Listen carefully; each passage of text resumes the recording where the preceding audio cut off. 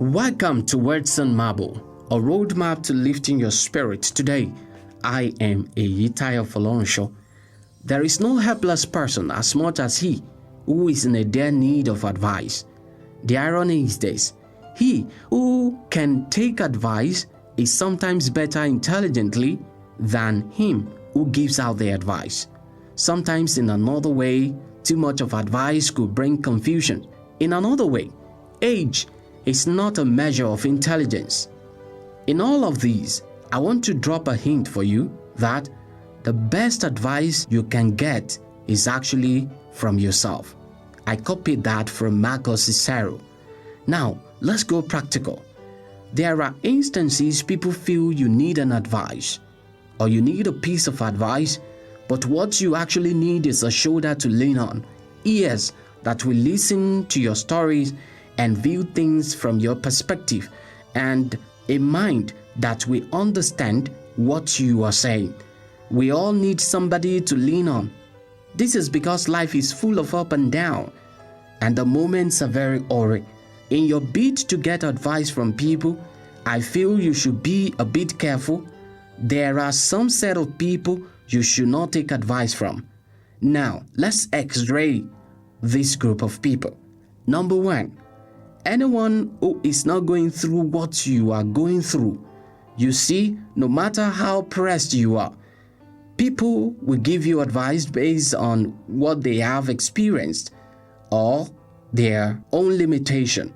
I've got elderly ones far older than I do, but not married, maybe for reasons best known to them.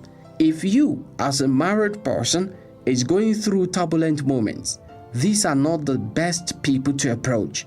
Why? They do not have same experience as you, though they are older in age. The advice a friend who is not married, who has no responsibility, will give you as a married man or woman will never bring you a positive turnaround. Therefore, be sure who is this person.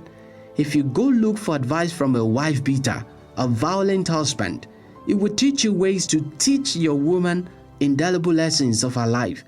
As a woman, if a career woman is your best advisor and you want to build a serene family, you are on a destructive path. I know a woman who goes to report her husband to another woman who has divorced her husband and stays alone. Let me ask you, what sort of advice do you expect to get from that person? On the final line on this point, do not take advice from anyone who needs help himself or herself, someone who is more messed up than you. Now, number two, do not take advice from someone who is not doing well in that area of life. If it is financial advice you need, look for someone more successful in that area. If it is academic advice, marital advice, economic advice, seek people who are more successful in that area of interest. These people are called mentors, teachers. If your teacher is ignorant, he will pass down that ignorance to you and you will pass it down to others, and on and on and on like that. The cycle continues. A child once missed the 10 questions his teacher gave as an assignment in school. It was his father that helped him to solve the 10 maths questions, but the father did not know them. The teacher marked everything 0/10. The child's trust in his dad's intelligence will remain questionable. Next time, if the man wants to help him solve equations, the child will be reluctant. It happened to a friend of mine. You cannot give what you don't have. Number three, a person who is bitter, who is hurt, is not likely to give you an objective advice. This is because their points are always from the place of bitterness, which tends to worsen situations. They take things personal, and this could cloud good judgment. Take, for instance, a woman who is divorced will see all men as irresponsible.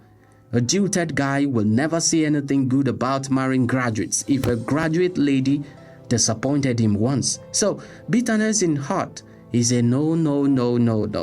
Number four, a gender-biased person. Do you know some men believe women are meant to be taught lessons? They are weak vessels. They are meant to be used and dumped.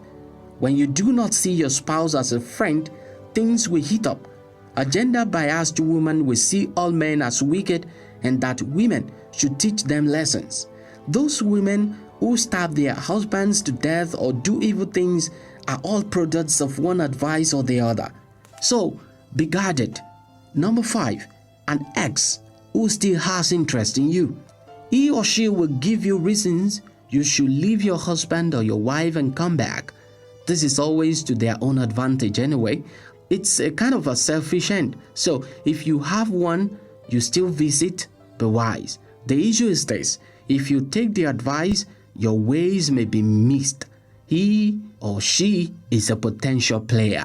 Number 6, family members and friends who do not like your spouse. They tell you many reasons your spouse is your enemy. It could be worse if they set him or her up. When you find yourself in this situation, take a stand.